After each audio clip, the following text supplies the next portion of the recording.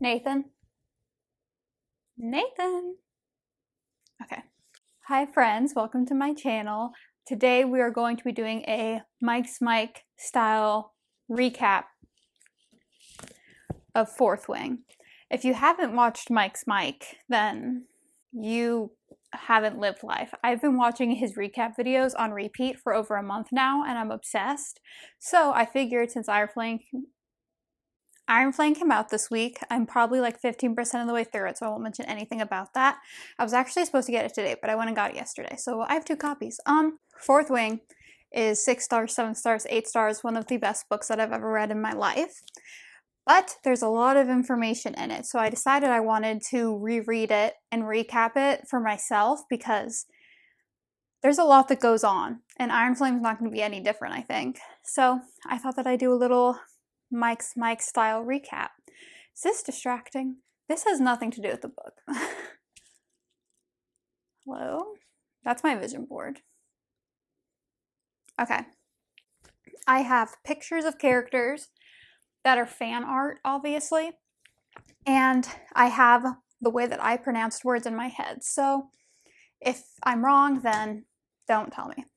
So we open with our main character, Violet Sorengale. I tried to pick pictures that are like how I picture the people to make it easier for me, but this is Violet Sorengale, our best friend. She is oh lord, there's too much information already.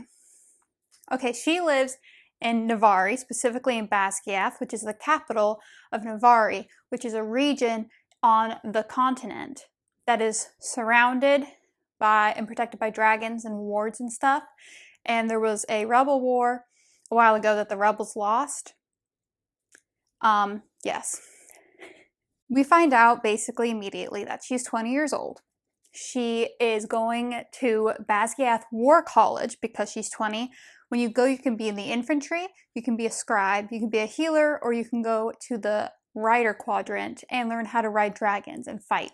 She is stressed because she's been training to be a scribe her whole life. Let's go ahead and meet her family because we get introduced to them pretty quickly. So, in the opening scene, she's going to see her mom, Lilith Sorengale. Also, all these pictures, everyone's like ridiculously hot. And I didn't picture all of them this way. Violet is clearly hot, but here's her mom, Lilith. She is a general. She's only, we'll put her over here. She is a general. The only, oh, that's perfect. The only general higher than her is like the main general who, the only person higher than him is the king, I believe. Then, when she gets there, she hears Mira, her sister, arguing with their mom. Lilith was a writer. Mira was also a writer. She's a general now. Their brother Brennan was a writer. And their, oh, well, let me show you Brennan actually first. Okay, I don't know how I pictured him, but this is the picture that I found. He looks like what I picture Cassius from Red Rising to look like, just like the perfectly handsome man. So this family's got good genes. Okay, so he was a writer. And then their dad, who there's not real fan art, but I kind of picture him as the bookshop keeper from Beauty and the Beast. I've come to return the book I borrowed. So we're going to do that. He was a scribe. Violet's been training her whole life to be a scribe. She's been studying under like the leader of the scribes. But as they talk, we learn that on the last day of the war, when Lilith killed Fen Ryerson, who was the leader of the rebels, Fen Ryerson killed Brennan. Dead. Then, shortly after, her dad, I got this for a reason. Violet's dad gets really, really sick and he dies as well.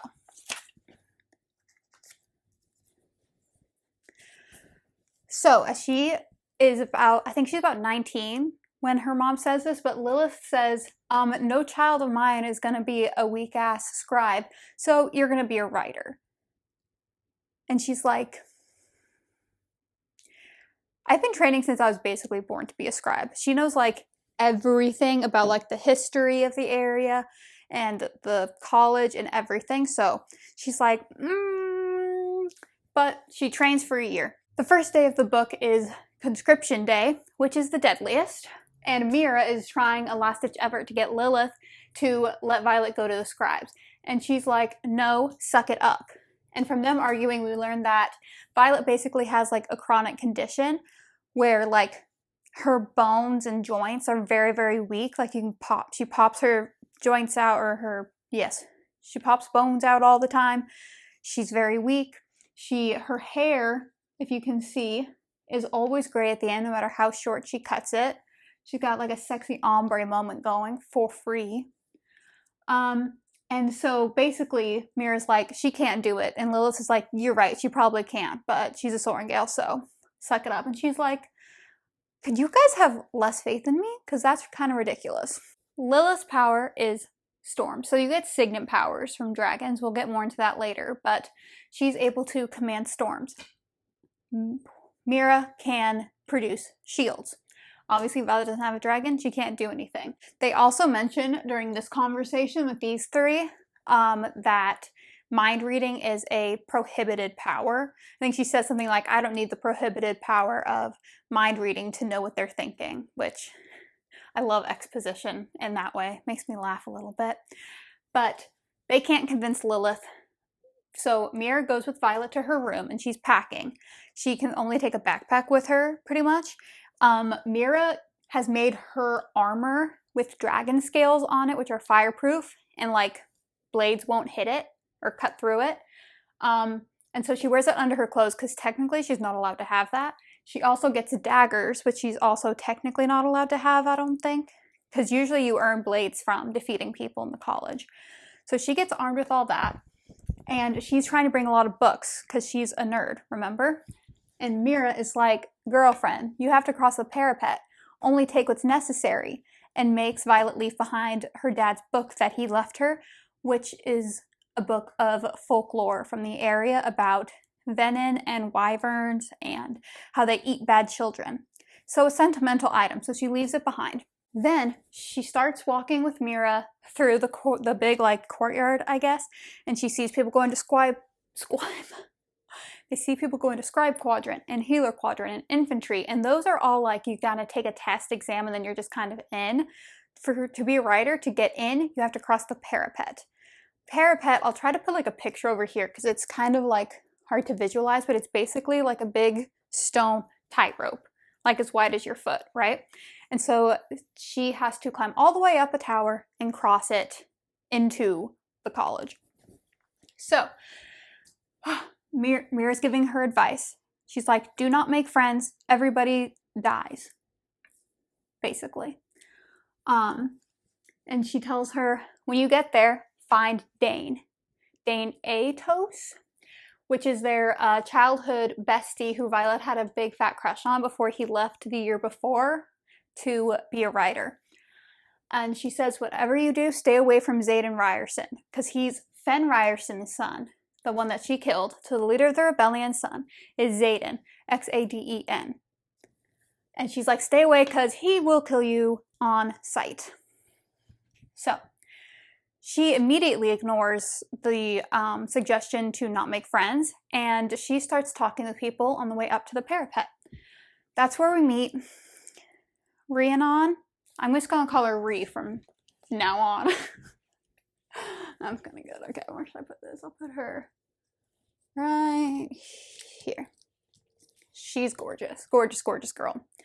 So they start talking, and they're also talking to this person named Dylan.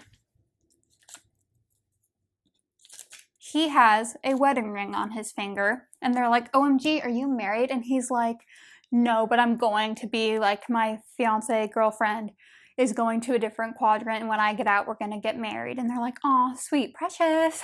And then, as they're walking, Violet is looking at Rhee's shoes and sees that her boots have no tread, like no grippy grip. There's a man walking past the window. And so she's like, bestie, that's no good. And so she switches one of her boots with one of Rhee's. So each of them have one good boot and one bad boot. Because it's raining also is one of the problems. It's also freaking raining when they have to do this. So they switch shoes really quick and they get to the top and there's some riders up there who are like taking names of people who go across and all this. And she's like, oh my goodness, look at that man. Like this like third year with a wing leader patch, which means he's basically like the highest authority a cadet can be before they graduate. She's like, he's literally the most exquisite man that I've ever seen in my life. And she would be correct. She sees this man. And as she's like gawking at him, somebody says like, ready, Ryerson? And she's like, so this is Zayden Ryerson. Where's Zaddy? And so they kind of acknowledge each other's existence, basically. He's like, your mom killed my dad. And she's like, your dad killed my brother. And he's like, hardly, fuck off.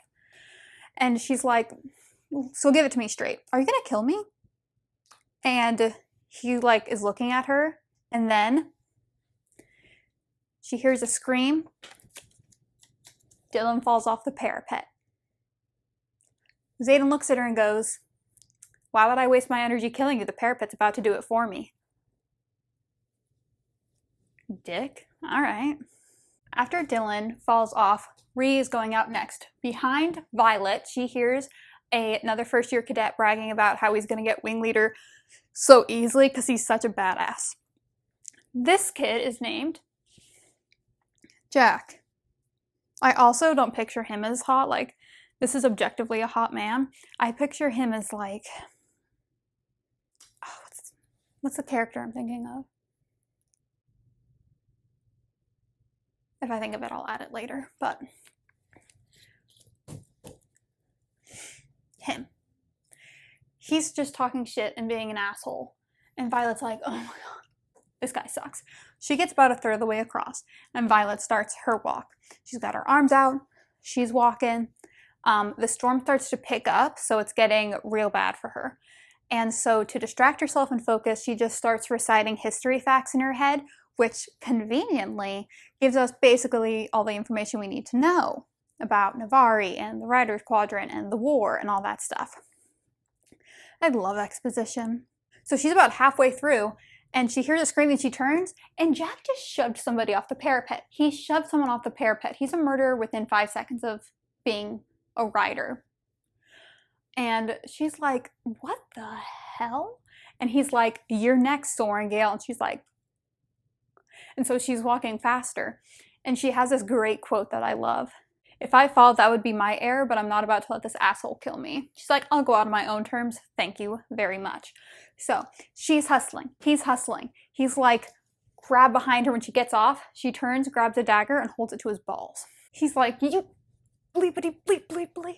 She's holding him there by the balls. He's still technically on the parapet, so she could kill him right now. You can't kill anybody while they're sleeping. You can't kill anyone in your squad, and I'm pretty sure first years just killing other first years is frowned upon, but Jack just did it. Anyway, so she can kill him now, and it wouldn't be considered killing a rider because he hasn't gotten off the parapet yet. But she's like, not today. And he's like, well, great, I'm gonna kill you. And she's like, all right. And she goes and finds Rhee, and they're kind of chatting, and then they hear, Violet! Big, strong arms come around her, and she turns, and it's Hottie McHotterson from her childhood, Dane. This is the only picture I could find that kind of is what I picture him as. The other ones, I didn't like it as much. Put him right here, because he's a family friend. We'll put him by the family. Dane's like, OMG, Violet! And he hugs her, and then he's like, hold up. What the fuck are you doing here? Like, you're supposed to be a scribe. You're in the wrong place. How'd you get over here? She's like, about that. Lila said that I can't go and be a scribe because I need to be a writer. And Dane is like, fuck that. I'm going to get you out of here. So they're being all flirty vibes. She's like really, really flirting with him. And He's like, don't worry, I'll get you out of here into the scribe quadrant. She's like, record scratch? Why would I need to go to the scribe quadrant now? And he's like, because you're about to be murdered. Like, you're not, basically, he's like, you're not going to make it. And she's like, okay, well, I made it across the parapet. Do I get any credit for that? Because, like, a third of the people don't, so give me something. And he's like, I have to save you. Gag me with a spoon. Gag me with a spoon. So while they talk, we get a little bit more exposition, which is where we technically learn how high she is on the ladder, and that above her is Melgren. Let's put him up there, actually. General Melgren has his position and will probably never lose his position because of his signet power. His signet power is that he can see the outcome of battles, which feels like a cheat code, but here we are. Is that in frame? Barely. That's fine. He's barely in the story. So they get put into Dane's squad. He makes sure that she's on his squad so he can look out for her. She's like, okay, bring Riri along then. He's like, fine. And they get put in the second squad, flame section, second wing. I don't know what that means, so. But it doesn't matter, because Xaden goes up to people and it's like, pss, pss, pss, and then this whole squad immediately gets moved into Xaden's wing, where he's the wing leader. So he is above Dane in leadership positions. Xaden tells them that 67 people died, and then he's like, you guys are feeling invincible, huh? Feeling like bad bitches and all this jazz, like, you think you're so cool? And they're like, yeah, we're cool. And then he's like, well, watch this. And then a bunch of dragons come down, and they're like pooping themselves. All the first years. The other ones are probably used to it by now. And 3 cadets run and get burned alive. So now we're at 70 deaths on the day. Violet stays still. Thankfully, Rue wouldn't have a story. We learn from them talking, owie, that they're gonna have like classes, like college classes, like about history and about dragons and about fighting, and they're also gonna have sparring, which is like fighting, obviously. And that's going to lead up to the final gauntlet, which is going to lead up to presentation, which is going to lead up to the threshing. And we'll get there when we get there. Dane finds her before class and is like cupping her cheeks and is like, Violet, this place is going to strip everything away from you. Like, you're going to find out who you are. Your core is going to rip all the bullshit away. And then he's like, also BTW, you know this patch that I have? Most people have a patch that shows their signet power. His says basically, this is above your pay grade. He can read minds when he like touches people. And he says it's mind reading, but it's not illegal because he has to touch somebody. So basically he's thinking that leadership is going to use him for like war information times. And as they're walking, Xaden is at the top of the stairs and he's like, OMG, guys, little lovers, that's so precious and cute. And Dane's like, oh no. And then Xaden starts to walk down the stairs and Dane's like, Violet, run, now. So she books it to class. And she gets to battle brief class. Battle brief class is a daily class where they get told basically what's been going around the area, if there have been any attacks from griffins and their riders, which are the rebels below or around. The map is confusing to me, whatever. So in this class, everybody is there. It's not just first years, but the one from her squad that she says she'll never forget the name of is Rydok, because he's being a wise ass and interrupting a lot. This is Rydok. Everybody has to be ridiculously hot, so we'll put him right here because he's in the squad. So he's being the class clown. They learn that some of the outposts around Avari are faltering and getting attacked. And while they're like chatting about it, they're like asking the kids questions. And she's embarrassed to make Riri ask a question. The professor calls her out on it and is like, you talk. And she's like, well, this altitude for this battle is pretty high because griffins aren't as good that high. They'd be at a real disadvantage. So why would they do that? And the guy's like, great question. Moving on. And then they go to sparring practice. They go find out Jack's already killed a guy. Are you serious? He's serious. Or he broke somebody's neck. So he's just the worst. His kill count is at 2 right now, at least, that we know of. Rhea goes and fights, and she kicks ass pretty easily. She somehow gets a second year, I believe, to fight with her, and her name is Imogen. She's the second character, I believe, with a rebel relic. This little tattoo on him. Basically, all of the children of rebel leaders were given like tattoos to show that they're rebel kids. And all of their parents were put to death. Imogen, we'll put her here because she's a rebel. But she is in this squad, right? No? I don't know. She fights Violet. Violet refuses to yield even though she's getting her butt kicked. She's like, I'm not going to yield on the first day. That's embarrassing. She breaks her arm or knocks it out of socket. And it's bad. It's pretty bad. So she has to go get it healed. And Dane, like, loses it. He's like, what is the word? He's like, healed, Violet, healed. And she's like, just leave me alone. And then they're in the hospital wing, the healer quadrant. I'm speaking in Harry Potter terms. And she's like, you dumb idiot. I didn't want people to know like that we were close and that you care about me. He's like, but I do care about you. And she's like, yeah, no, everybody knows. And it's going to be another thing that they use against me, which is true. The healers know her pretty well because even though she hasn't been like training to be a rider her whole life, she still had that illness. And so she's been patched up many, many times. So you can get healed or you can get mended. Oh, that was Brennan's powers. He could mend, which is basically like it's like healing on steroids.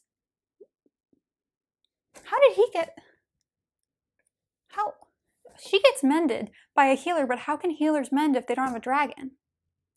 Anyways, then she gets back to her room and she sees that Mira has smuggled her a letter and a book.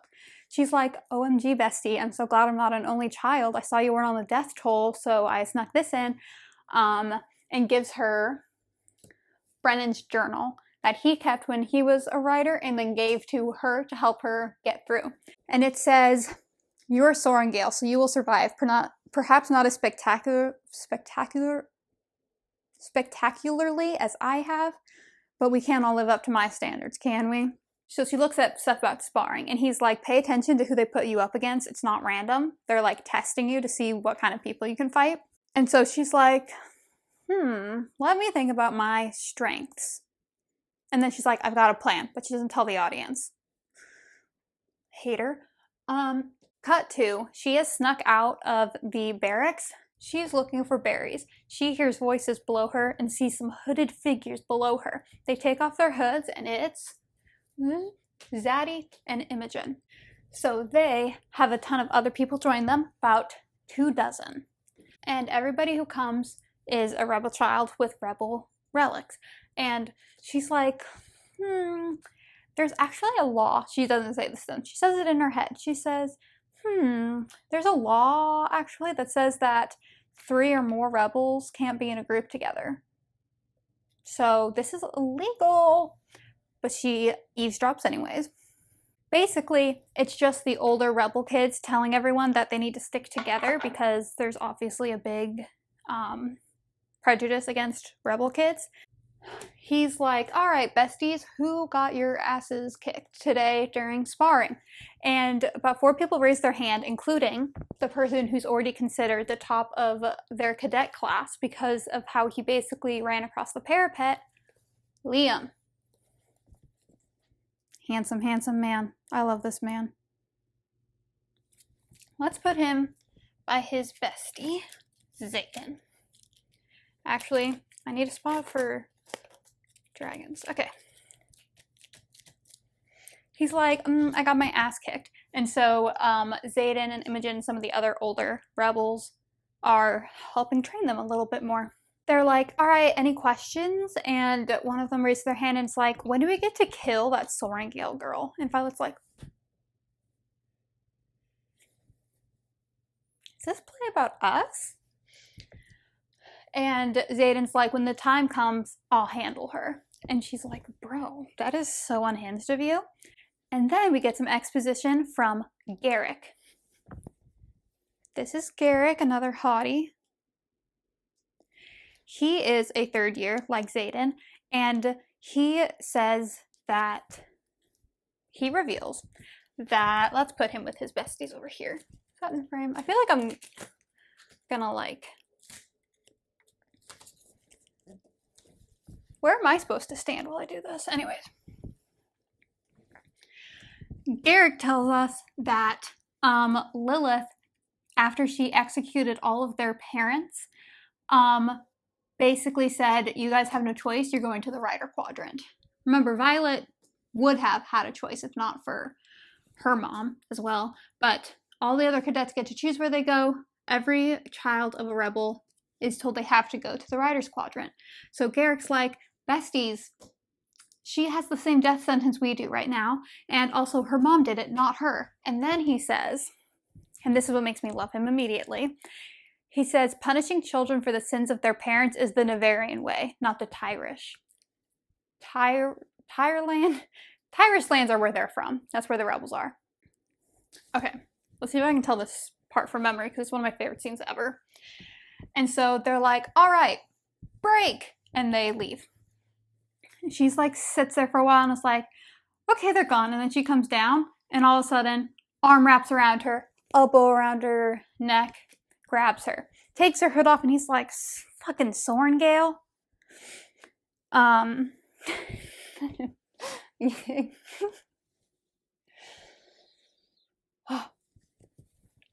She's like, you knew I was there. It must have been my perfume.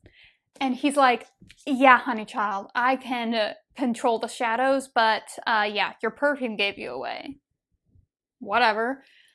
And she throws 2 of her daggers at him, missing him like just by the ears. He goes, ooh, you're a violent little thing, are you? And then he's like, you know, you should use that trick against Jack next time you see him. Pretty scary. It's one of my favorite scenes, but we're not going to go too into it because this is already going to be a very long video. Anyway, next day, Dane finds her again before classes and is like, are you okay? Have you eaten? Are you all right? I can't watch you get hurt. And she's like, then close your eyes, bitch. Oh, and in that same conversation, Dane says, just avoid Jack. So in the past couple of hours, she's gotten advice from both of these hunky men about how to handle Jack, and they're complete opposites. Then they go to class and they learn about dragons. So they're talking about the different colors of dragons and the different tails and all that, and we find out that Zayden is bonded to Scale, which I don't know. I think that's how I pronounce her name. Basically, big ass, badass, blue dragon lady. Pretty much the most terrifying dragon ever, and also that gives him a lot of power because she powers his signet of shadows. We also learn in this class that there are red dragons, orange dragons, green dragons, blue dragons, and the rarest black dragons.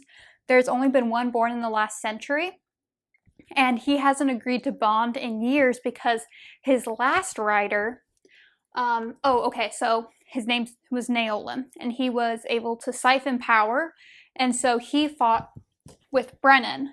And so when Brennan was killed, Naolan went down and tried to bring him back to life with his power, ended up using all of his power, burning out, and dying there with him.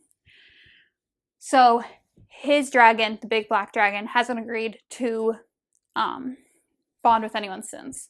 Later on in the sparring arena, everyone's chit-chatting and Jack's starting to just talk crap about Violet again. And she takes out her daggers and she throws 2 at him. One nicks his ear and one goes right below his pelvic region. And Dane is like, Violet, that is the opposite of what I told you to do. But she catches Zayden smirking at her. And Jack's pissed. He's like, I'm really going to kill you. And she gets matched up with a kid named Orin. He's not in her group. So we're just going to put him like over here. I don't know if he's in Jack's group. But, so she's going to fight Orin, big bad baddie. Everyone's like, she's going to die. He gets out there and he looks like he's going to puke. He's like all green and blah, blah. He gets in, he falls over, and she is like, okay, yield, I have a knife to your throat. And he's like, fine. So, she has not lost a single squabble. What's it called? She hasn't lost a sparring match since the one against Imogen because she's been poisoning them. she took breakfast duty, which is very, very early in the morning, so that she could poison their oatmeal, basically. One day, she messes up. She poisons somebody's way too early in the day, and so her opponent gets sick before they can fight. And so everyone's like, oh no, she's not here. But it's like, all right, well, I guess I don't have to spar today.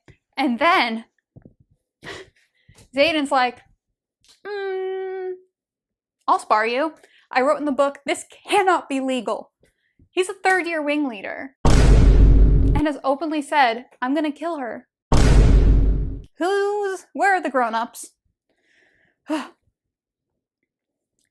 So she's like, all right, let's do this. And she throws a dagger at his chest, and this man catches it.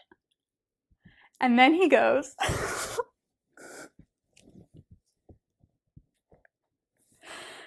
God, I love him. He says, going for blood today, are we, Violence? So that is his nickname for her. He calls her Violence. And they fight, boom, boom, boom. He's obviously kicking her absolute butt. Basically, she has a dozen or more blades on her, the ones she got from Mira and the ones that she has taken from opponents. And he disarms her of all of them, basically. Then he's on top of her, pinning her down. And basically he's like, okay, in this position, he gives her a blade and holds her hand. Is like, you could kill me here, you could kill me here, you could kill me all these places, this is what you're supposed to do. And then gives her all of her blades back. So she's fine. Everyone's stopping so dramatic. And he leaves and he's like, you know what, she could use a little more instruction and a little less coddling, Eidos. Get it together. Later, Dane's like, yo, Vi, I talked to the scribes again and they said they can still take you. And she's like, are you serious, my brother in Christ? I'm kicking ass. She's like, what year is it? I mean, what month is it? She's like, it's almost gauntlet time. Like, I'm kind of kicking butt in here. And she's like hurt because she's like, you know me better than everyone else and you think I'm not good enough? He's like, I didn't say that. And she's like, but you literally did. Gaslight, gatekeep, girl boss. Okay, and he reveals that what he's most worried about is the threshing, which is when they bond with dragons.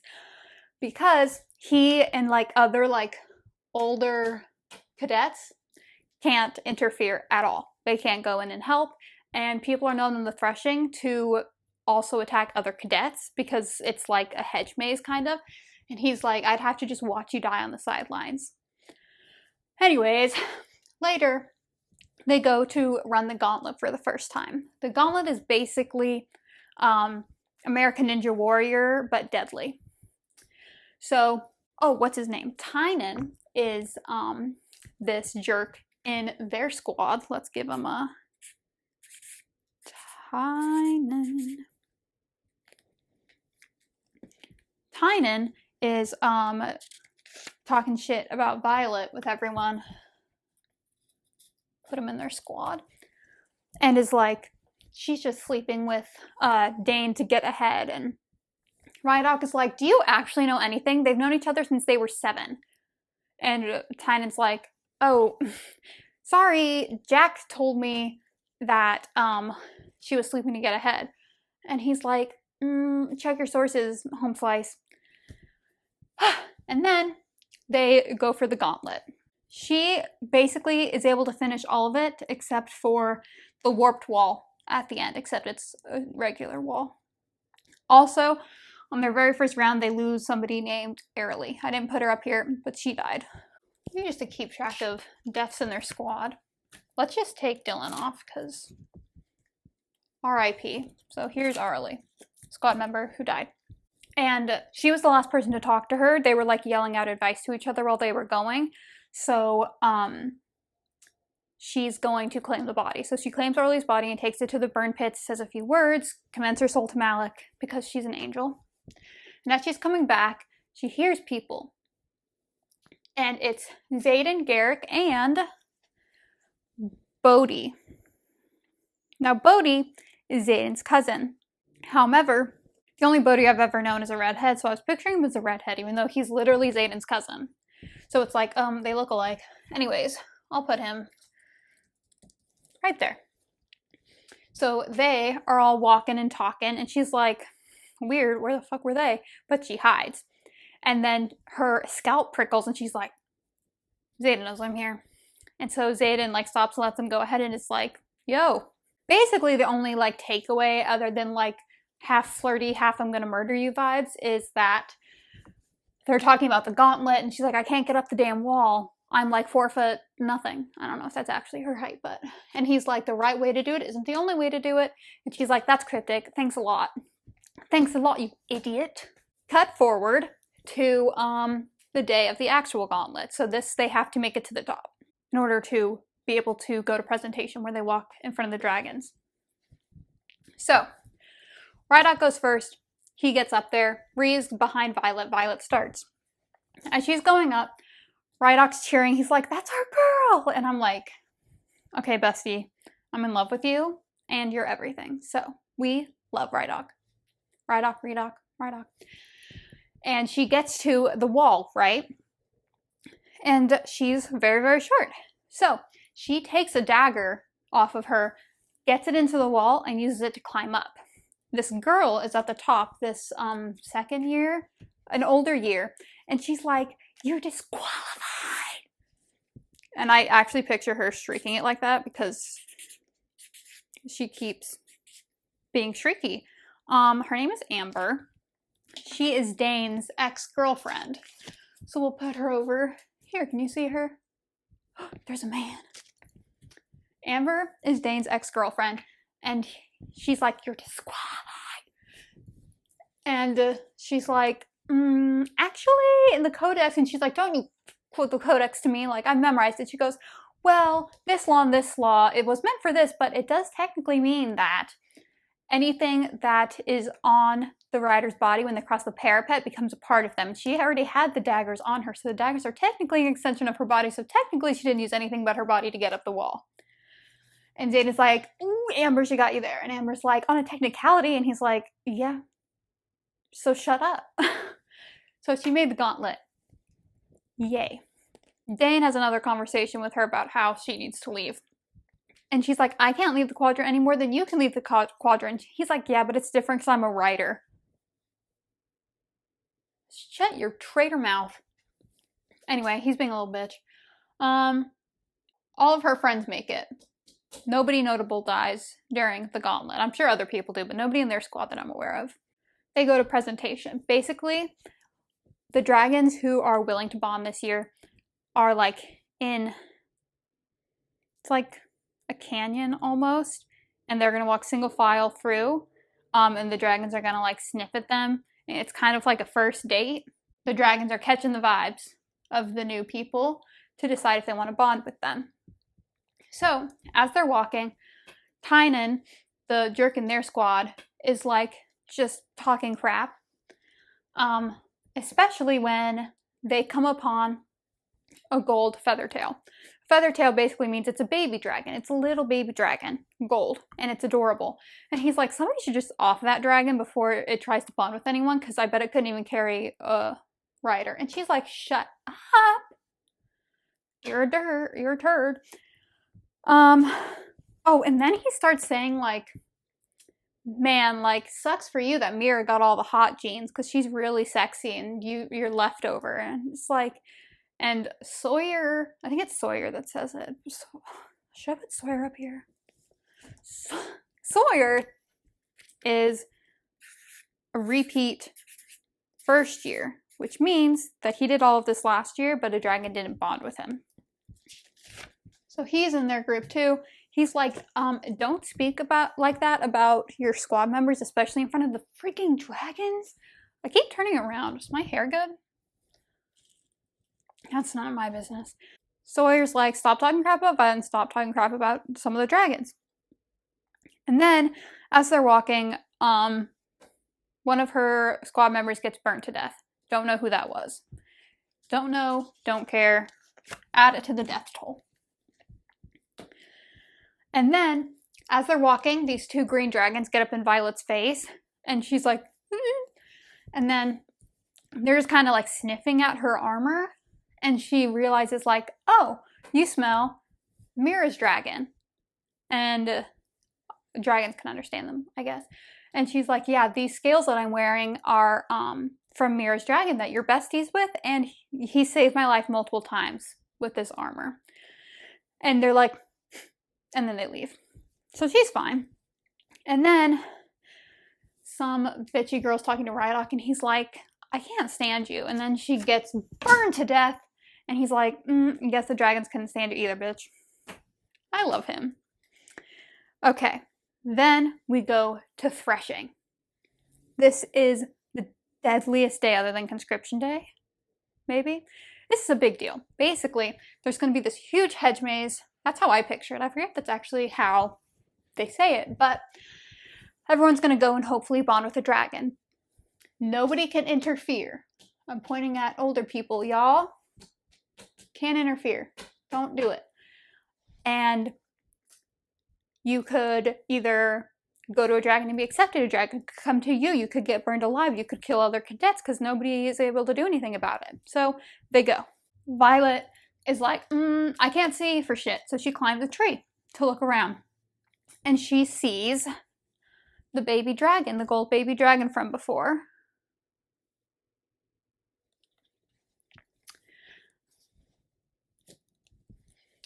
And she hears Jack, Orin, and Tynan walking below her and saying, dude, let's do everybody a favor and let's just go get this gold bitch out of the way. And she's like, absolutely not. So she sees where the baby dragon is, goes and gets there before them and is like, shoot, go away. Like, get out of here. They're coming. And this one is just like, and she's like, oh shit, can you not fly? Because you're like a baby. And she's like, and so they arrive and they're like, get out of my way. We're going to kill her. And she's like, you'll have to go through me. And Jack's like, that's not going to be a problem. You hear, I would strongly recommend you rethink your actions. Xaden is standing off to the side of the little area watching. And he's like, or what? Or what? You can't do anything. You can't do anything. Oh, also behind him is Scale, so I don't know why he's running his mouth. She scares me. Anyways, Zaddy's like leaning against a tree and is like, rethink. And they're like, no. So they start attacking her.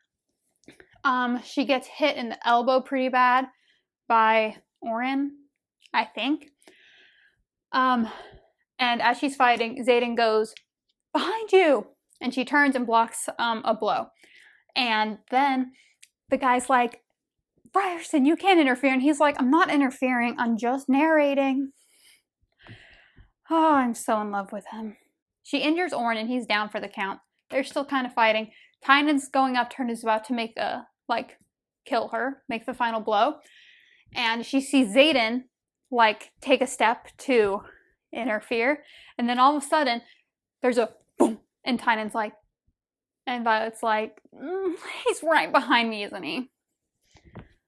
Behind her and the dragon is the black dragon, spoken of earlier. And he's like, hey, bestie, hey, silver one, you wanna team up?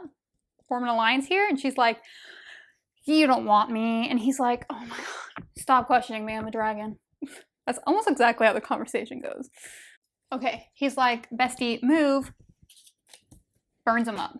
Tynan's gone. Jack runs away. Orin is down for the count. Taryn's like, okay, kill him. And she's like, no. And he's like, he would kill you if he had the chance. And she's like, that says more about him than it does about me. We love her. Love her. So she gets on with much help because this is she doesn't get up to this guy's ankles. And he says, hi, my name is, okay, we're going to try this. My name is Terrianic, son of Mertquidium and Fian Clan Fuil from the cunning Dubmadine line. But you can call me Taryn. And she's like, okay. So they're flying and immediately she falls off. And he's like, you're embarrassing us. And he catches her and is like, hold on tight or nobody's going to believe that I chose you. She's like, I don't know why you chose me. And he's like, let me do what I have to do. And he's like, you don't seem like you're very ready to ride a dragon or whatever. She's like, honestly, I didn't think I'd make it this far. And Taryn goes, I didn't think I would either. Guess we have that in common. That's my bestie. So basically, we learned that they can communicate in their heads. Dragon and a bonded rider can communicate with their brains. Okay, so she lands and everyone's like, and she's like, and she goes to report her dragon.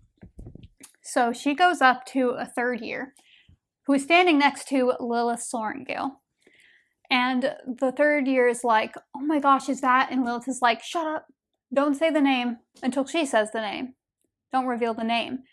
Basically implying that she thinks Violet is trying to hijack Taryn. As if.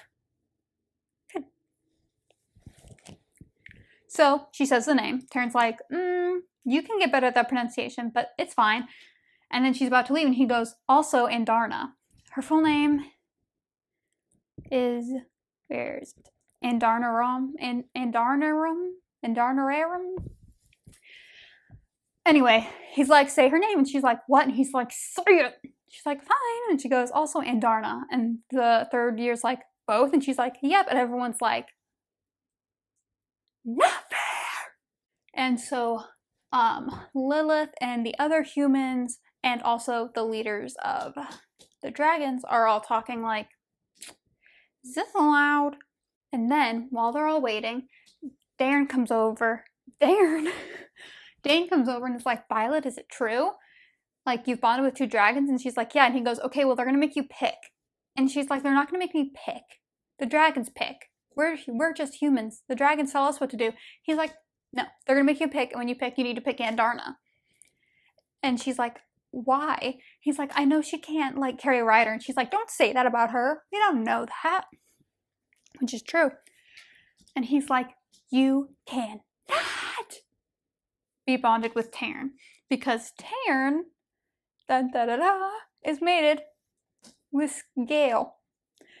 Which means that these two, Zaddy and Violet, would be bonded for life because their dragons are bonded for life. So, Xaden comes over, and Dane starts yelling at him, accusing him of rigging the threshing. And he's like, I didn't do shit. He's like, I was there with Scale. Scale doesn't like bullies, so she spoke in her head to Taryn, told Taryn what was going on, and then Taryn chose Violet because Violet was risking her life to protect Andarna. And he's like, BTW, you can have no say because, let me ask you a question. And this scene broke my soul. He says, Dane, if you were where I was and you were watching what happened, and Violet was about to die, would you have broken the rules to interfere? And Dane says, no, I wouldn't have. And Violet's like, ouchie, bestie. The fuck? And so she's pissed. And he's pissed. And he's pissed. And everybody else got their dragons. Xaden also tells Violet at this time that she's going to be a big target because when, for the love, Violet's going to be a target because her bond is so fresh that people like Oren, who, passed out in the threshing so didn't get a dragon, and other first years that didn't get a dragon, sometimes murder other cadets while the bond is weak, hoping to steal the dragon. And if she has two, and one is the most powerful dragon of all time, she's going to be a target. The leaders go up and they're like, fine, she can have both. And Xaden's like, number one target. Also, now that they're all in this like bond thing, their lives are connected to each other. She dies, he dies, and if he dies, she dies. And then everyone's like, woohoo! We have our dragons, we made it! And everyone's celebrating. And Dane comes over, grabs Violet's face, and kisses her. And Violet's like, this is everything I've ever wanted, and no butterflies. She's like, I don't really want this anymore. So, awkward. The next day, everyone's being like super nice to Violet now, and by extension, Rydak and Ree. And Imogen is like, yeah, it's because you bonded not only with the most powerful dragon, but you're also bonded to the most powerful rider and another very powerful dragon. Everyone's scared of you, basically. Or at least showing you respect. And she's like, that's why I'm sitting with you at lunch today, because you're good enough for the cool kids table now. Anyways, Dane goes to Violet and is like, hey, that kiss last night was a mistake. And she's like, oh, thank goodness. He didn't feel it either. And she's like, yeah, you're right. And he goes, it's not that I don't want you. And she's like, okay. And he's like, it would just look like really bad because I'm a squad leader and you're a first year and I want to be wing leader next year. So it's all politics for him. And she's like, okay, whatever, as long as you don't kiss me again. So he's still feeling for her, but she's kind of like, I'm over it. I wrote, side note, during this like meal that's happening, he's eating an apple with a knife, so that's kind of hot. Dane and Violet are talking again, and she's having trouble responding to him because she says, sorry, like, Taryn's talking to me, and it's hard to, like, this has never happened before, I'm just getting used to it. And he's like, well, tell him to ease up on you. And he's like, tell that human to mind his own business. To which I say, agreed. After that whole conversation, Imogen takes her to go train weightlifting with Garrick, and I think there's some other, like, rebel first year in there, maybe? They can't get in groups bigger than 3, so I'm not sure.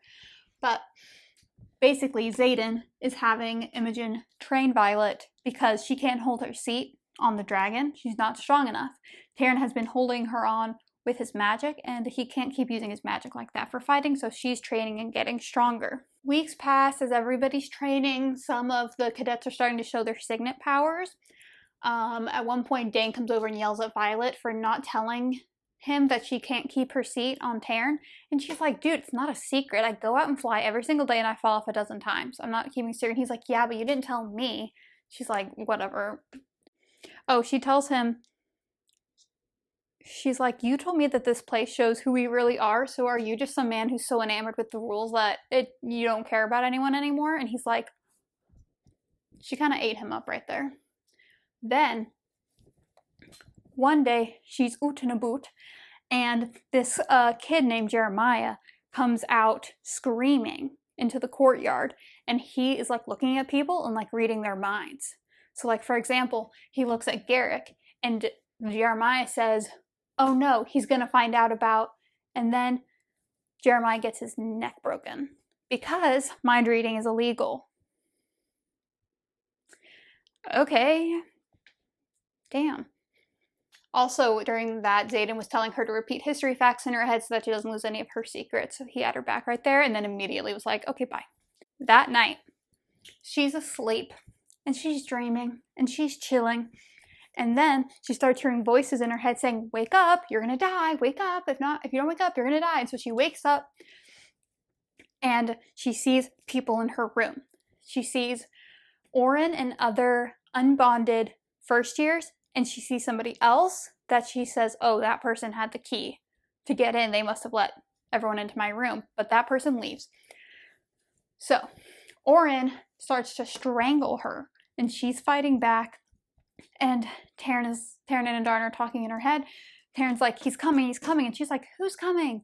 And so she's fighting. Oren's like choking her. She gets hit pretty hard in the ribs as well, I think. And then Andarna's like, hold on, I got this. And sends some power to Violet. And time stops. Everyone's moving in slow motion, and Violet goes to the door. And then time resumes, and Xaden's there. And Xaden looks at her like, oh.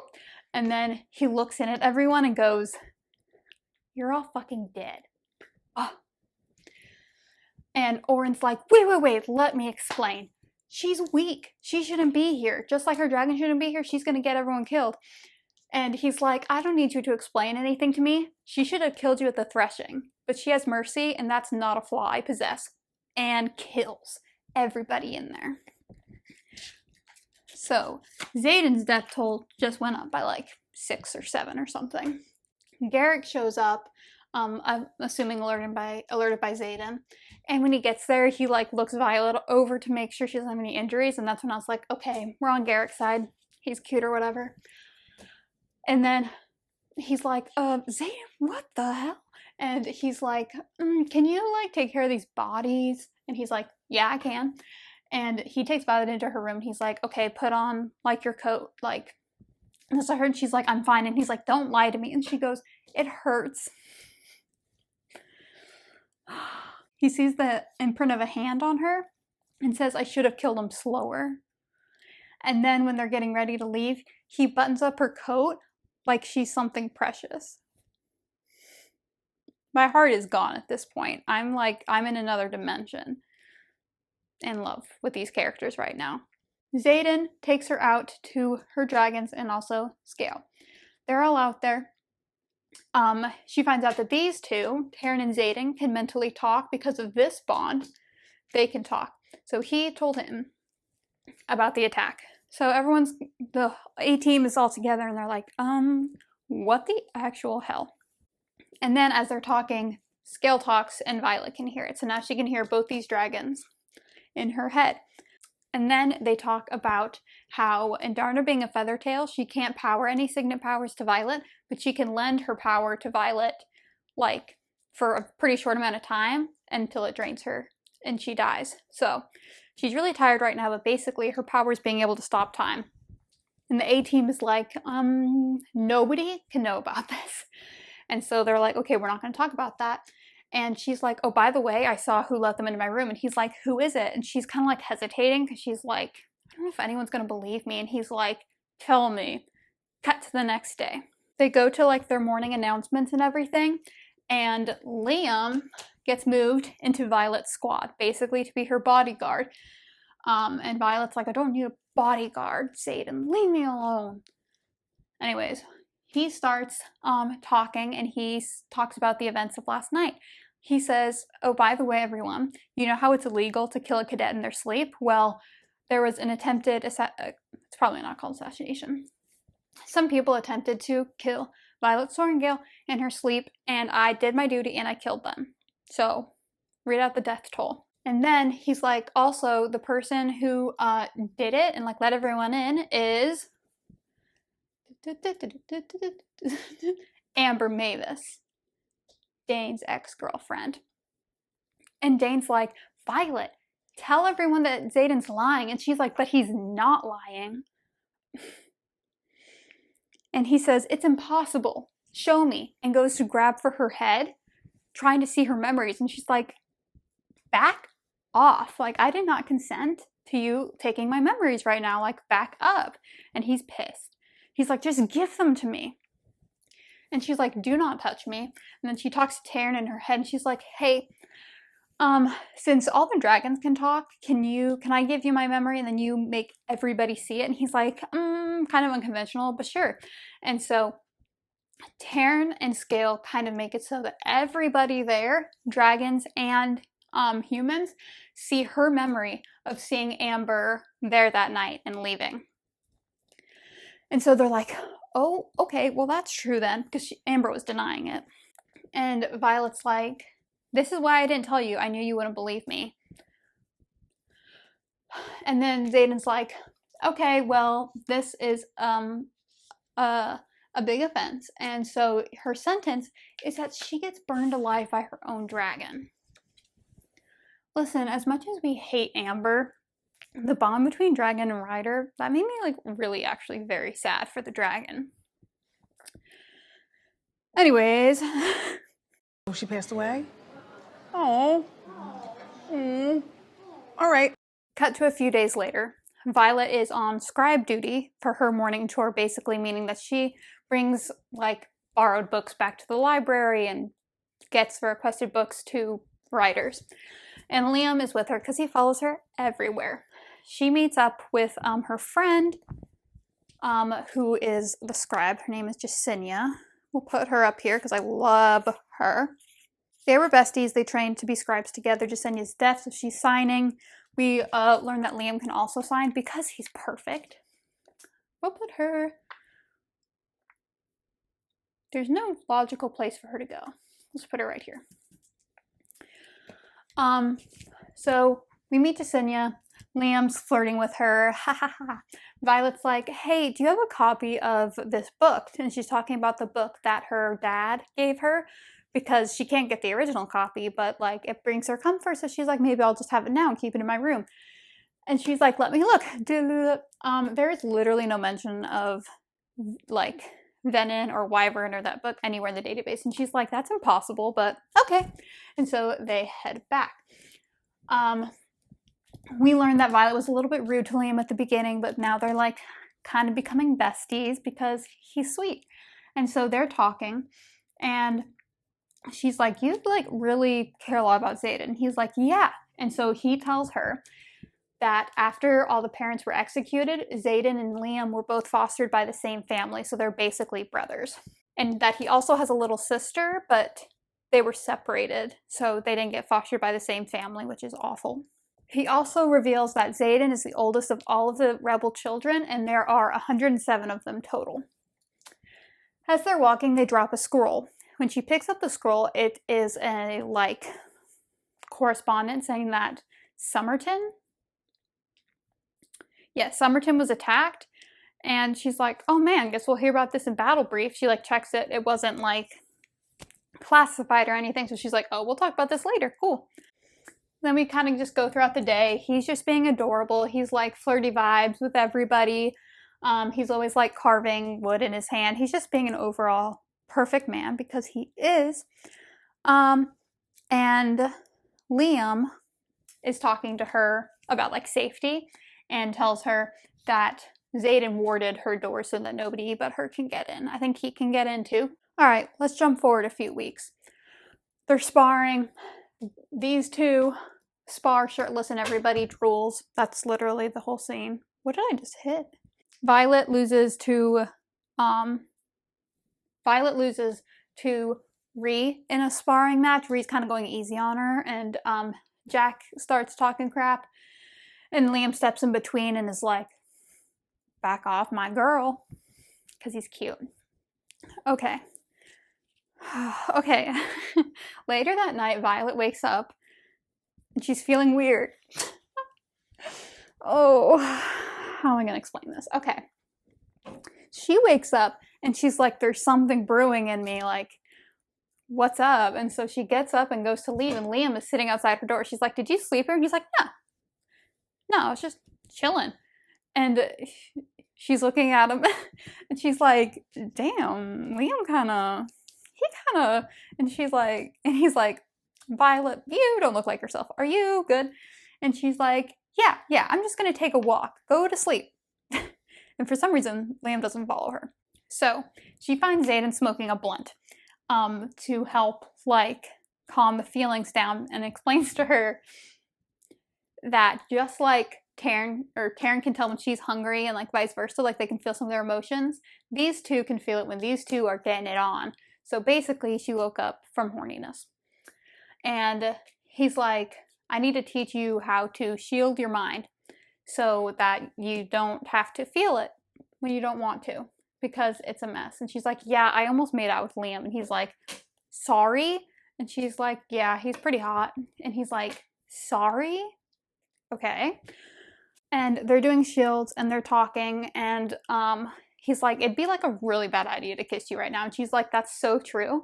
And he goes, fuck it, and kisses her, and they make out for a little bit, and then he stops and he's like, you don't want to kiss me right now. You are only kissing me because of this whole situation here making you feel horny, and this isn't your want, so we should go. And she's like, okay, that's fair.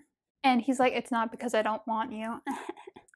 The next day, Rhee shows Violet that her signet has appeared in its summoning. Basically, she's like, see that book over there? Bam, now it's in my hand. They head to class, and they're walking down the stairs, and Liam gives Violet what he's been carving. He's been carving Tarn in wood, and gives it to her as a gift. He was like, I was going to start with Andarna, but I never see her around, so I just did Tarn. He's an actual angel. And then he starts like flirting with Rhee and talking to her. And it's like, oh, I'm going to do Fearg next, which is her dragon. I don't know if that's how you pronounce it. Dan goes up to Violet and is like, bestie, let's fight. Why were you willing to show everybody the memory, but not willing to just give me the memory? And she's like, I chose to show them. You wanted to take it. And when I did tell you, you didn't believe me. And they like argue and they end up like fine at the end. He like squeezes her shoulder and leaves. And she's like, all right. Cut to January. They go to sparring, and because of some change of rules or whatever, Jack is allowed to challenge whoever he wants to a sparring match. He challenges Violet. Liam's like, I gotta go tell Zayden. And she's like, no, I can handle myself. And he's like, oh, Violet, we're like besties, but I'm loyal to Zayden. Like, you're putting me in a spot here. And so as she gets ready to go fight him, she turns and she's like, okay, now you can go get Zayden. I won't make you, like, not fulfill your duty. And he's like, okay. And he's like, Rydok, watch her like I would watch her. Protect her like I would protect her, which is sweet. But then Rydok's like, okay, like I'm 5 inches taller. Okay, I'll try. Hurry. And so he goes to get Zayden. They start fighting. He is absolutely kicking her butt, but he starts using signet powers.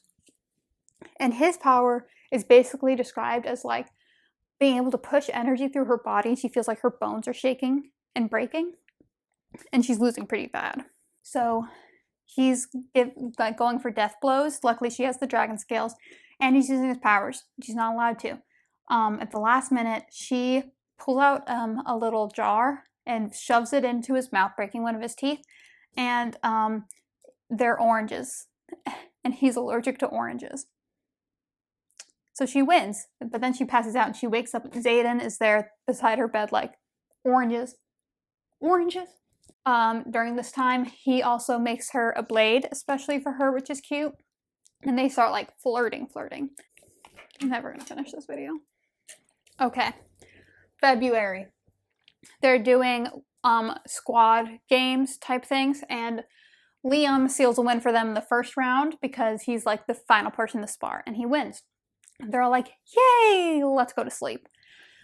And one of the older people's like, actually, we're gonna start the next one right now. Basically, go steal something, and whoever steals the best thing wins. And they're like, okay. And they're all like, it's this squad. So Zayden is not there, and Dane is not there. Leadership is somewhere else. And Violet's like, ooh, I know what to do. Let's go to my mom's office. Let's go break into General Sorrengail's office and take her map. She has a map with all the battles and everything on it behind her desk. Obviously, they win. But while they're there, Violet sees more. Oh, I forgot to say this. Violet knows that secrets are being kept because the battle that her and Liam read about in that correspondence never got talked about in Battle Brief.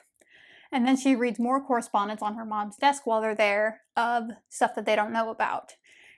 And they should know about this. They're supposed to. It's like the whole thing. So they win, and their reward is that they get to go to an outpost and like shadow some riders. And so they get there. It's this squad again. And Rydok like makes a joke, and Dane's like, shut up. And Violet looks at him like, and he's like, what's that face for? And she's like, I'm just thinking, I was just remembering the guy I used to climb trees with. And he's like, ow, that kind of hurt. And then, who shows up? Mira. Ariana, what are you doing here? And they're like hugging, and she's like, oh my gosh, I'm not an only child. And Imogen's like, Sorrengails are a lot. I just realized something. Okay, not the time. They haven't been able to talk because first years aren't allowed correspondence. They can't write letters or receive letters from their family.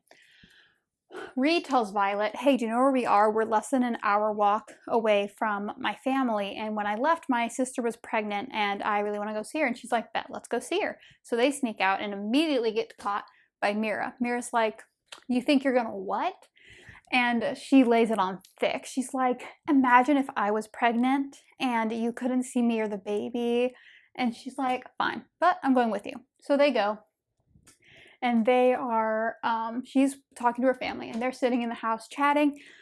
And she goes, oh, BTW, I brought Dad's book for you, so I'm going to give that to you. And she's like, oh, thanks, bestie. That's so nice. She wraps it up with their family. They get ready to leave, and as they're leaving, Violet's like, Mira, have you ever been stationed with somebody with a mated dragon? And she's like, yeah, a few times. And she's like, do you know like how long mated dragons can be apart? Because Xaden's not with them. She's like, do you know how long they can be apart before they like insist on being together? And Zaddy steps out of the shadows and goes, turns out about 3 days.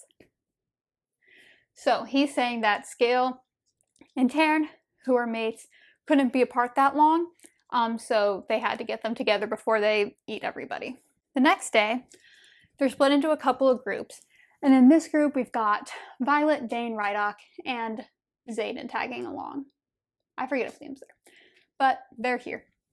And they're being taught by Mira about previous battles that have taken place at this outpost to kind of role play.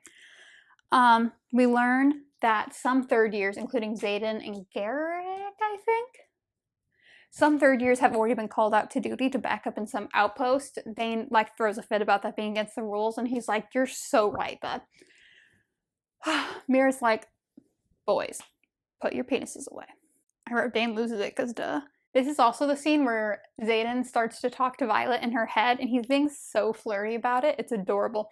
She's like, what are you doing? And he's like, anyways. He's like, you could do it too if you tried. And so she's like, Taryn, how do I make it stop? And he's like, just find which canal in your brain is him and close it.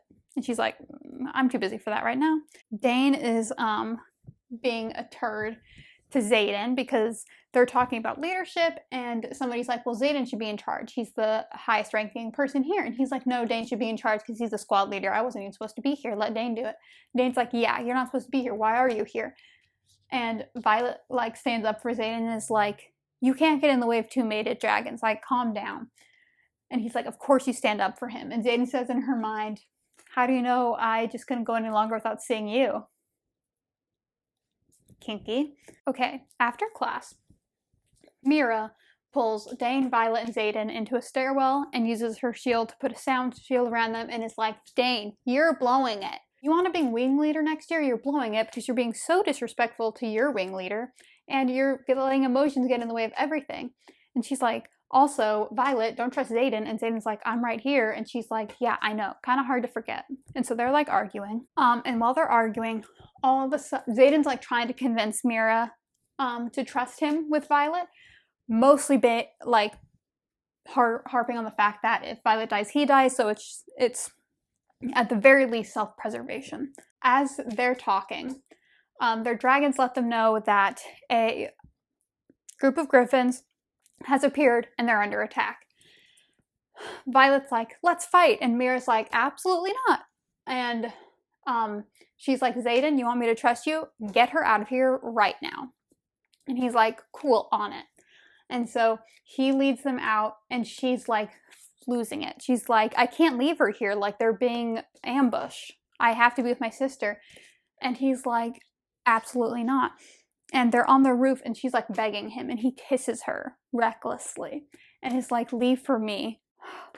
And she's like, I'll hate you for this. And he goes, yeah, I can live with that. And then Taryn picks her up and they fly back. Ooh, I have my first excerpt to read.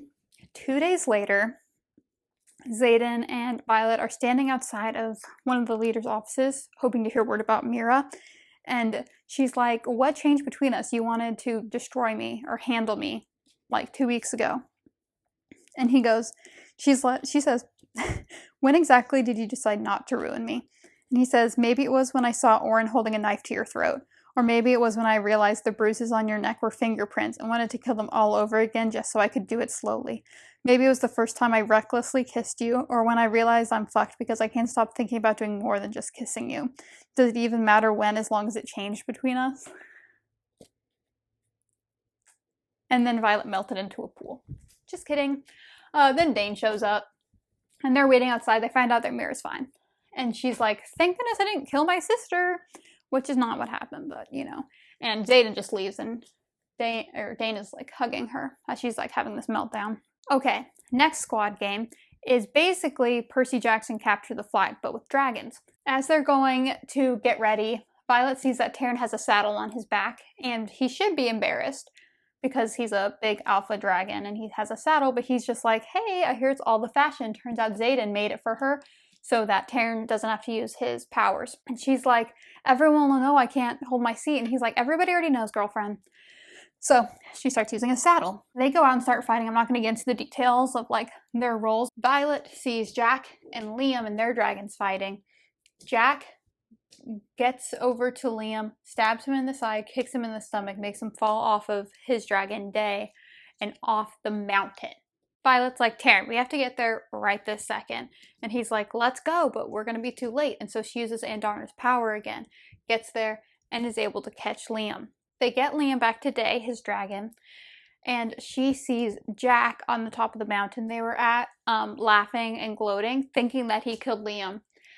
And she feels Xaden coming close, and she's like, I don't fucking care. I'm so pissed right now. And so she gets this power feeling surging through her. And she says, I am the sky and the power and every storm that has ever been. I am infinite. And then she commands lightning. And she blasts it from the sky onto the mountain, causing a rock avalanche that kills Jack. You're done. You're done. This is her first kill. Taryn is like roaring with pride because a lightning bear is like a big deal. Lightning wielder, lightning bear, whatever. When she gets back, she's very emotional because this is her first kill. Like, she hasn't killed anybody during sparring. And so when she gets down, Taryn puts his wings around her to hide her while she is emotional. Once Taryn opens his wings, Dane comes over and she's upset. And he kisses her on the head and is like, if you don't want to use that kind of power again, you don't have to. And Xaden's like, back up, Dane. Like, don't say that to her. And then he tells her, I'm just going to read this verbatim. Listen to me, Sorengale. He lifts one hand to stroke loose tendrils of my hair behind my ear, his touch surprisingly gentle. The world is a better place without Barlow in it. That's Jack. We both know that. Do I wish I'd been the one to end his miserable life? Absolutely. But what you did will save countless others. He was nothing more than a bully and was only going to get worse as he grew more powerful. His dragon will choose another rider when she's ready. I'm glad he's dead, and I'm glad you killed him. She tells him I didn't mean to. And Xaden says, whatever you did is what kept him alive, talking about Liam. His thumb strokes over my cheek, the motion completely at odds with his tone. And his eyes flare just enough that I know he's aware of what I did. And he gives her like a tough love talk, like, this isn't primary school, this is war, there are always body bags in war. And it's like, Dane, you big old softy, stop. You're ruining her life. After Dane leaves, Xaden thanks Violet for saving Liam and says, Liam's very important to me, thank you. Later that night, everybody's out and about, but Violet's in her room throwing knives at her wooden board because she's pissed. Here's a knock at the door. It's Xaden. Xaden comes in and they're like talking, and he's like, it's okay, like, you're gonna be okay, like comforting her. And she's like, what about what you said on the field? And he's like, I mean, I meant all of that, but I know you don't like when other people see you vulnerable, so I kind of made you suck it up. She's like, that's so fair. And he's like, but we're in the walls of your room. You can feel whatever you want. If you need to yell, yell at me. If you need to hit something, hit me. Whatever you need to do. And then she kisses him. ... And ... During the ... portion of this scene, lightning hits outside and catches some trees on fire, and also they break her armoire, and also the curtains catch on fire, and also her wooden target is broken, and her chair. After ... he's shirtless. She's looking at his scars, and she's like, you have all these like tiny little scars on you that aren't from like the relic or anything. What are those? What are those? It's not funny. We learn that Xaden has taken personal responsibility for all 107 rebel children that are left, and Lilith made him get cut 107 times to remind him of it. So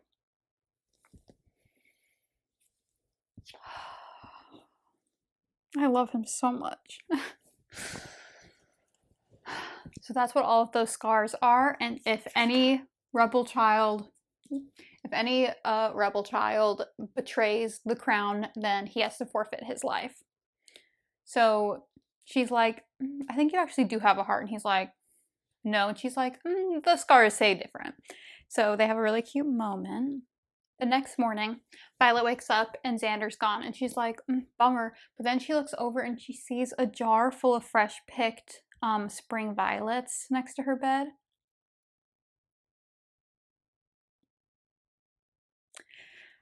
She goes to training with Professor Carr. He's the one that killed the kid earlier, and he basically trains signet powers.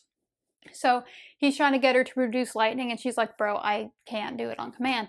And he's like, okay, the only time you've done it was during emotional moments, right?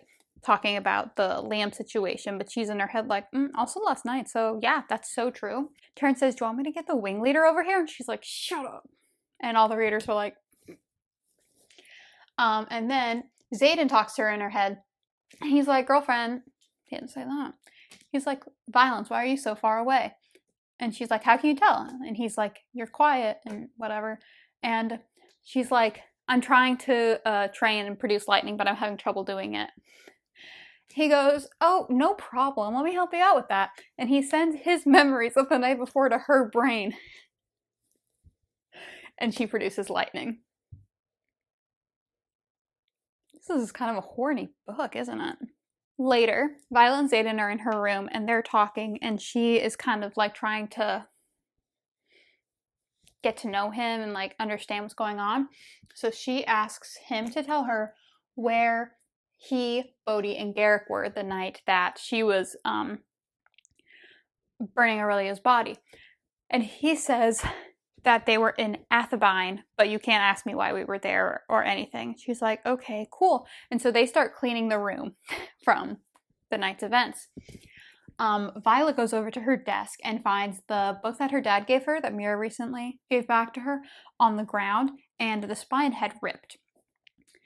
But she finds a piece of paper sticking out of the spine, and she pulls it out, and it's a letter from her father. The letter says, my Violet, by the time you find this, you'll most likely be in the scribe quadrant. Remember that folklore is passed from one generation to the next to teach us about our past. If we lose it, we lose the links to our past. It only takes one desperate generation to change history, even erase it. I know you'll make the right choice when the time comes. You have always been the best of both your mother and me. Love, Dad. Xaden's like, that's cryptic, okay? And she's like, yeah, he was really, really cryptic after Brennan died. He got really cryptic and spent a lot of time in the library. To the library! Then they start talking about, like, their relationship. I think he, like, tries to put the moves on her, and she's like, let's, DTR first. And he's like, he's like, you're not going to fall in love with me, and I'm not going to fall in love with you. It's that simple. And she's like, I think I could fall for you. And he's like, you don't know me. You really shouldn't. And he goes, I have no intention of falling for you. And she goes, okay, how? Then, like, great, last night we blew off steam. We're not doing it again. Fantastic. Then we get to 10 days before graduation. It is Reunification Day, which is the day they celebrate the end of the war, which means they are also celebrating the anniversary of Brennan's death and Xaden's dad's death, because it was all on the same day. There's a big party in the courtyard, and Violet's date is Liam. Basically because he's always protecting her. She's like, where's Xaden? And he's like, well, he doesn't really want to be here for this. And then she, like, belatedly realizes, like, oh my gosh, you don't need to be here.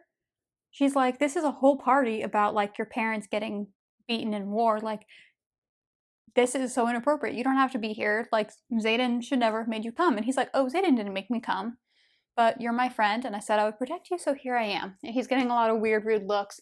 Lilith is there being a bitch. Liam goes, where you go, I go. I love. Oh, Dane, like, comes over and, like, cups her face and says, like, you're so pretty. And she's like, okay, Liam, let's get out of here. And as they're leaving, she feels like a little pull in her brain. She knows Xaden's nearby. She goes, Liam, I'm going to act this out, okay? This is Liam, and this is Violet. Liam, you know I adore you, right? Well, that's nice. Go away. And he's like, hello? And she's like, listen, I'll be fine. I sense that Xaden is near, and look over there. I see Garrick and Bodhi. I'll just go ask them where he is. And he's like, all right, fine.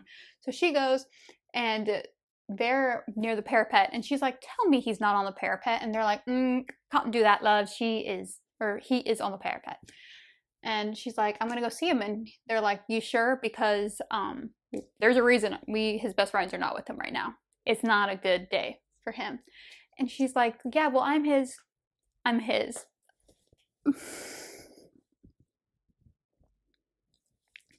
So, in her cute party dress, she goes and gets on the parapet. And she sees him sitting about a third of the way across. She's like, this is so scary and spooky ooky, but I'm in love with him, so here we go. He sees her, and he's like, Violet, get back on solid ground. And she's like, okay, I will when you will. And he's like, you could fall. And she's like, I could say the same for you. And he goes, girlfriend, I control the shadows. I'm safe here as I am anywhere else. I can catch myself. You think your lightning's gonna catch you? And she's like, I didn't think this through. And he gets up and goes over to her, and they're talking. And she's like, there's something between us. Like, can't you just recognize that? She says that she knows he wants to be with her, even though he won't say it, because he always shows in her actions that he cares about her. And basically, they chit-chat, and he's like, okay, I want to be together. I want to be with you. And she's like, fantastic. They go back to his room, ... The room was destroyed again. During ... She says, I love you. As they're like post-coital, Garrick knocks on the door and is like, friends, and he's like, go away. And Garrick is like, believe me, if I didn't have to be here, I wouldn't. But we are under attack. And they're like, oh shit. So they grab their stuff, head out. When they get there, basically, they find out that this is just war games. So the final war games is going to be a 5-day adventure. Basically, they're all getting sent to different areas with their different squads, and they're going to do war games. Basically, there's going to be instructions there. Violet's supposed to go with this group. But Xaden's like, you're coming with me. And Dane's like, absolutely not. Oh, he's going to Athabine, by the way. He's like, absolutely not. You're going to get her killed. And he's like, she's safer with me with our bonded dragons. And Violet's like, Xaden, you want me there? I'm there. Dane, go away. And he's like, well, I guess this is what you've picked. And she's like, yep. He's like, I guess that has to be good enough for me. And she goes, yep. And he says, I'll miss you, Violet. What does that mean? So, she joins Xaden's crew. She is flying with Liam, Xaden, Garrick, Bodhi, Imogen, and a couple other people that we don't know the names of. Oh, Violet and Terrence start getting a bad feeling. And she's like, I thought it was nervous for the game because like a lot of people supposedly die during war games, but it's worse. They land, they're getting water, they're making out behind a rock. And all of a sudden there's a voice behind him, and it's a woman with a griffin. And Violet's like, sorry? The hell? So she looks around and she's like, nobody's raising their weapons. That's fine. And she starts to like summon lightning, and he puts his arms around her and is like, stop. He's like, if you've ever trusted me, Violet, I need you to do it now. And then he like hands her over to Liam. And Liam's like, I'm so sorry about this. And then he goes up to the Griffin lady and goes, you're early. I lost 3 years off my life when I read that line. I'm so for real right now. Xaden's like, homegirl, you're supposed to meet us tomorrow. We don't have a full shipment. Shipment of what? And they're like, yeah, but we just came to warn you because this little village, like a couple miles away, it got taken down by Venom yesterday. Record scratch in Violet's head. Venom? You guys must be tripping because that's a fairy tale. That's folklore. Those don't exist in real life. As they're talking, Violet's just silent, and then one of the Griffin riders is like, how about we just take that Sorengale girl for ransom? And Bodhi like steps closer to her and Terrence snarls, and she's like, fucking try me. I love her. So she's like looking around during this interaction, and she notices that all the people she's with, including the no-names, are rebel children. They're never supposed to get in a group of more than 3. She's the only person that's not a rebel kid. She also realizes at this time that Tara knew what was going on, and so did Andarna. So she's feeling betrayed left, right, and center. So she turns to Liam and is like, were we ever friends? And he's like, yes, we were friends, but I'm loyal to Xaden. And then she starts shoving Liam and like yelling at him like, you let me train with him, you let me fall for him, and it is so sad. And Xaden comes over. Oh my gosh, I'm gonna actually cry. Xaden's like, let me explain, and Violet's like, touch me and I'll kill you. So he starts explaining.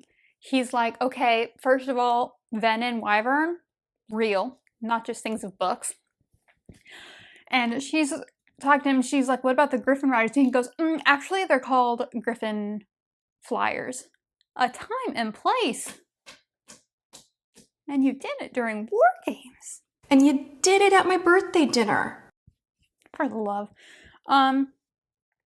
She's listening to him and she thinks about something that her dad used to say, which is that the truth rarely takes effort, and he's answering the questions very, very easily. So she pretty much believes him. She's like, I can't believe that you didn't trust me. He said, girlfriend, your best friend can read minds. I couldn't just be telling you stuff. And me in my head, I said, that's a damn good point. She's still mad, of course. And he's talking to her and he's like, you love me. And she goes, I can't handle this scene. I actually almost threw my book across the room.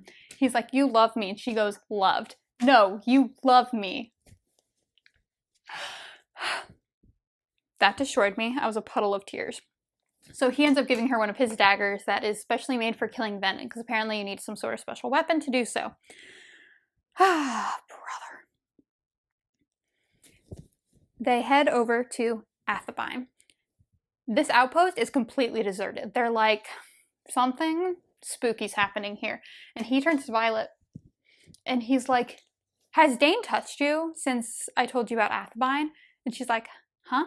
And he's like, has he like touched you or like touched you? And she's like, yeah, that's how he always talks to me. And he's like, Violet, this is not your fault.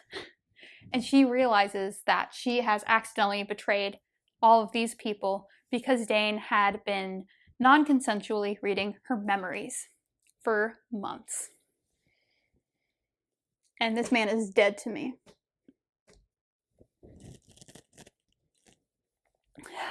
Because he said, I'll miss you, Violet.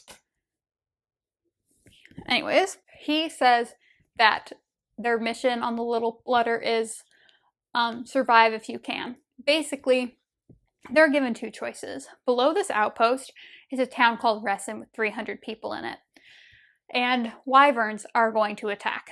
They're like almost attacking as we speak. If they just decide to leave and abandon the town, they can go to another outpost and they can just keep doing war games. But then everybody in the town would die, all the civilians. And the other option is they go down and basically all die, because wyverns, they're not something to be fucked with. Bodhi's immediately like, all right, let's go, and heads towards Ressin, and Xaden's like, hold on, like, we gotta think about this. Oh, also, the letter with these instructions is from Dane's dad, who's a general, colonel? Basically, Xaden's like, let's think about this, because that's a death sentence down there. The Griffin Flyers fly up and they're like, hey, so we're gonna go fight, but we are not asking you guys to because it is a death sentence. And you guys are like being given a choice, but you weren't really given a choice.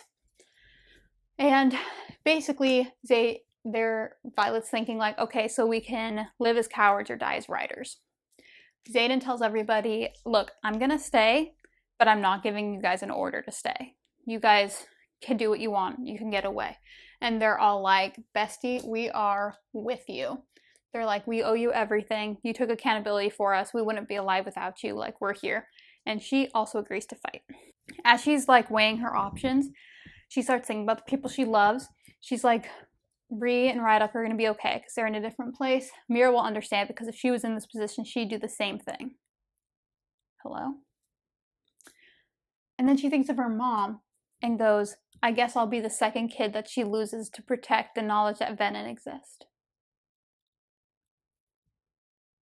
That hurt me, I'm not gonna lie. So Violet agrees to fight. Scale is like, I knew you'd make the right choice, and so did Xaden.